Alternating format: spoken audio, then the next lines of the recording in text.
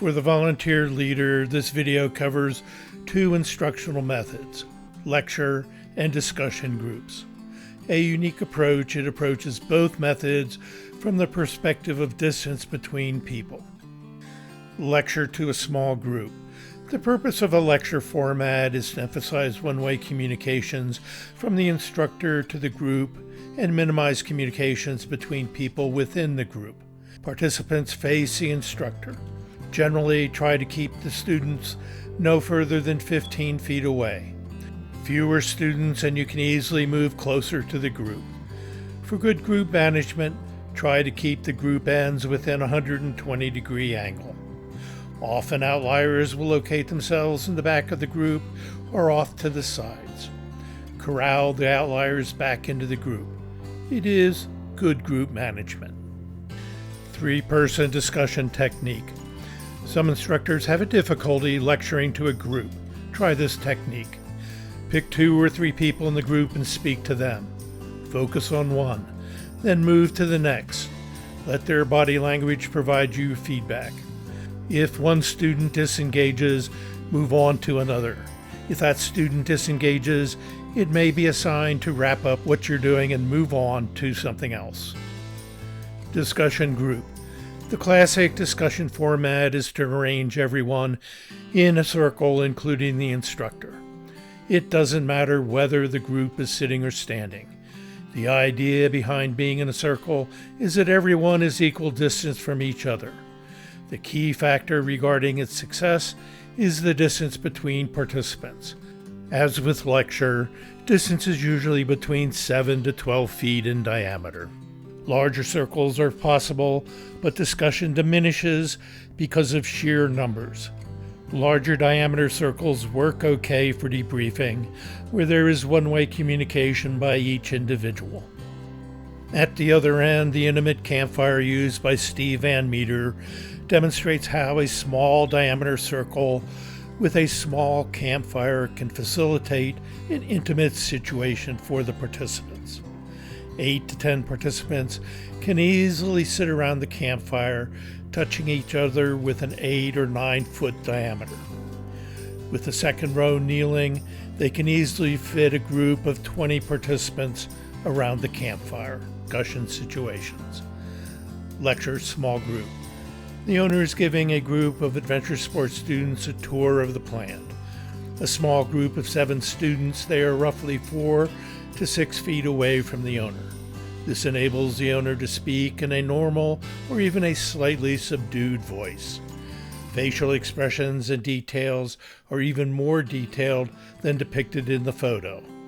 The student's body language, including facial expressions, depict that the owner has their full attention. The cocked head suggests a variation of critical evaluation. This lecture format is close to being circular and can easily and quickly convert to a discussion format if needed. Second example. The raft guide is explaining the ground rules for protecting the Indian rock art they are about to visit. The guide is using a lecture format with the immediate group. They are a compact 2 to 7 foot distance from the guide. This group seems to be paying attention. Roughly 10 to 12 feet away, 2 men are talking with each other. They can probably hear the guide, but they are more focused on what they are talking about. 2 other participants are roughly 14 to 16 feet from the guide. They are clearly disengaged and focused elsewhere. If everyone needs to hear the guide's message, the guide needs to have good group management and corral the 4 outliers back into the group. Lecture large group. The ropes course instructor is explaining the task of the next element to 20 plus students. It is a lecture format where the arc and the angle between the ends of the group are roughly 120 degrees. The distance to the students ranges from 10 to 14 plus feet. This distance requires an elevated but not a full volume voice. Notice that everyone is facing the instructor and looks attentive. Apparently, the instructor has good group management. Learning circle lecture. The students are about ready to enter a cave on an outing. The students are in a classic learning circle. However, the leader is lecturing the group on things they need to consider while caving. Instructors will often use a learning circle to lecture since it diminishes the impact of the one-way communication, even though it is still a lecture. Intimate campfire. Campers sit in a circle around a basketball-sized campfire, physically touching the person next to them. The person next to you is at an intimate distance, less than 1.5 feet away. Others in the group are at a personal or social distance ranging from 2.5 to 10 feet away.